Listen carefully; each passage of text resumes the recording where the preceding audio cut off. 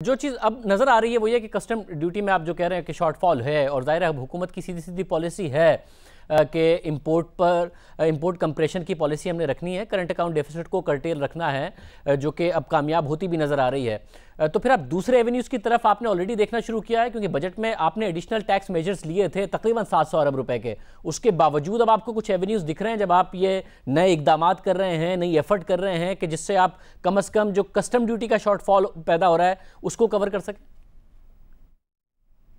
शाहजेब, हम लोग हमारे यहाँ जब शॉर्टफॉल कस्टम ड्यूटी में शॉर्टफॉल आता है तो उसकी दो वजूहत होती है। एक तो कस्टम ड्यूटी में शॉर्टफॉल आता है, और क्योंकि हमारे यहाँ इंपोर्ट स्टेट पे सेटस लगता है 17% और इम्पोर्ट पे विथहोल्डिंग लगती है, जब इम्पोर्ट पे शॉर्टफॉल आता है तो उसका इफेक्ट कस्टम ड्यूटी पे नहीं होता, बल्कि उसका इफेक्ट सेल टैक्स पे भी होता है और उसका इफेक्ट इम्पोर्ट स्टेट पे विथहोल्डिंग टैक्स पर भी होता है। तो वो सिर्फ कस्टम का नहीं होता।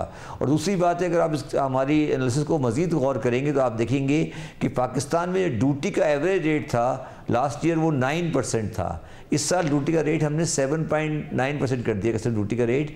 वो उसका रिजल्ट है जो हमने 1700-1600 आइटम खुदरा रेट पे किया है, उसी वजह से हुआ है। तो मैं दोबारा आपको बात को समझा देता हूँ कि हमारा जो शॉर्टफॉल है, ये जो है वो उस वजह से है कि जब इम्पोर्ट की वैल्यू कम है तो जो taxes custom duty, sale tax और इनकम टैक्स इम्पोर्ट से रिकवर किए जाते हैं वो तकरीबन 29-30% बनते हैं। तो उसका इफेक्ट बनता है तकरीबन 70 बिलियन रुपीस के करीब।